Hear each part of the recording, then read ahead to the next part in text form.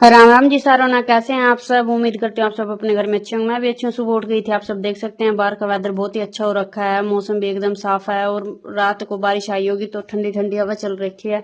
गर्मी में ठंडी हवा चल जाए तो और चाहिए क्या इंसान को। फिर मैंने फटाफट लॉक खोलने के बाद बाहर गेट के बाहर दोनों कलों पर पानी डाल दिया था, क्योंकि कहते हैं पानी डालना घर के बाहर अच्छा होता है। फिर मैंने ताजा पानी वगैरह भर लिया था और योगा वगैरह करने के बाद फिर मैंने फटाफट मुझे बनाने थे आज नमकीन चावल, तो मैंने प्याज वगैरह चॉप कर लिए थे, आलू वगैरह। तो इन सब को फ्राई करने के बाद अच्छे से जब ये थोड़े मैश हो गए तो उसके बाद फिर मैंने चावल वगैरह डाल दिए थे। तो सारा मसाला पानी डालने के बाद फिर मैंने इसको कर दिया था बंद। इसको बंद करने के बाद आप सब देख सकते हैं फिर इसमें फटाफट सीटी भी आ गई थी। सीटी आने के बाद फिर आप सब देख सकते हैं मैंने एक साइड में चाय चढ़ा दी थी, तब तक हो गए थे चावल भी बनकर तैयार।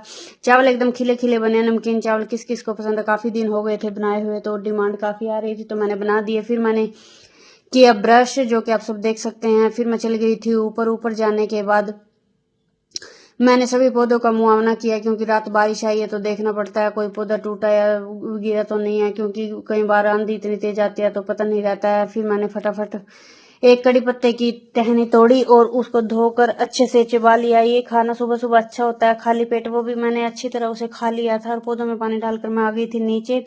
मोगरा का फूल भी लेके आई थी। इसकी खुशबू इतनी सुगंधित है ना, एकदम पूरे दिमाग में जाके लगती है और अच्छी भी लगती है। तब तक हो गई थी चाय भी बनकर तैयार। चाय तैयार तैयार हो गई थी बनकर और बच्चों को दे दिया था खाना खाने के लिए, और चाय भी दे दी थी। बेटा कर रहा था धूप बत्ती। इनके टिफिन के लिए भी मैंने खाना ठंडा कर दिया था, क्योंकि गर्म तो नहीं डाल सकते, वो खराब भी हो जाता और अच्छा भी नहीं होता। तो बेटी खा रही थी खाना। इसने नमकीन चावल खा लिए थे घी डालकर, इसको ज्यादा पसंद है। अगर दही हो तो उसका भी बेनिफिट है। तो फिर इसने चाय के साथ खा लिए थे। तब तक आ गई थी वैन। वैन आने के बाद इनको मैंने बैग वगैरह दे दिया था, रख दिया था वैन में। वैन में इनको टाटा बाय बाय बोलने के बाद मैं आ गई थी अंदर। अंदर आने के बाद फिर मैंने पूरे बेड को झाड़ पूंछ कर मंजे वगैरह को उठा दिया था और सभी बिस्तरों को भी सेट कर दिया था। सभी बिस्तरों को सेट करने के बाद चादर वगैरह झाड़ कर बिछा दी थी। कपड़ों की मतलब बेड के सराहनों पर डस्टिंग कर दी थी। तब तक आ गई थी शिव जी मेरे पास खेलने के लिए। शिव जी को तो देख लूं बस दिन ही बन जाता है मेरा। फिर मैंने फटाफट लगाया पूरे घर में झाड़ू। इतना गंद और कचरा आ रखा था ना, आप सबको तो पता ही है। कल आंधी आई थी और आंधी तूफान में अगर कचरा ना आए तो फिर वो आंधी तूफान भी किस काम की। कितनी भी सफाई कर लो कोई फायदा नहीं है सफाई करने का। मैंने फटाफट झाड़ू पोछा लगा दिया था। फिर आएगी बर्तनों की बारी। बर्तनों की बारी आने के बाद फिर मैंने किया बर्तनों को क्लीन। सभी बर्तनों को बारी बारी सर क्लीन करने के बाद आज इतना टायर्ड सा फील कर रही हूँ ना, मतलब मैं बता नहीं सकती। बहुत थका थका सा शरीर हो रखा है। फिर मैं चली गई थी नर्सरी में पौधे लेने के लिए। वो दिनों से चुल मची हुई थी, मुझे कहीं पौधे लेके आने थे। बाकी कहीं पौधे मुझे मिले भी नहीं है। बाकी जो मिले मैं ले आई हूँ काफी, मतलब ज्यादातर तो मैं मदर प्लांट लेके आई हूँ कि उनसे काफी प्लांट बन जाते हैं। आप सब देख सकते हैं। फिर मैं चली गई थोड़ा फ्रूट लेने के लिए, क्योंकि वाटरमेलन कभी का आ रहा है सीजन में। आज हम पहली बार वाटरमेलन लेके आए हैं सीजन का, और देखा है खा के कुछ खास भी अच्छा नहीं लगा। फिर मैं आ गई थी घर पर। तब तक आ गए थे बच्चे भी।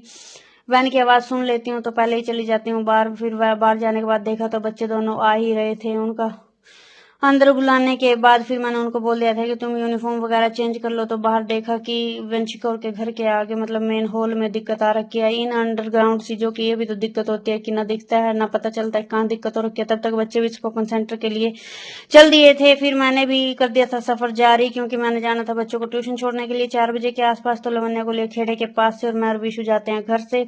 वहां से इनको लेके फिर मैं इनको छोड़ने के लिए चली गई थी। फिर मैं शाम को लेने भी चली गई थी वापिस। और फिर घर आने के बाद आप सब देख सकते हैं, घर आने के बाद मैंने मतलब बीच में काफी प्लांट मैं लगा के चली गई थी और कुछ रह गए थे।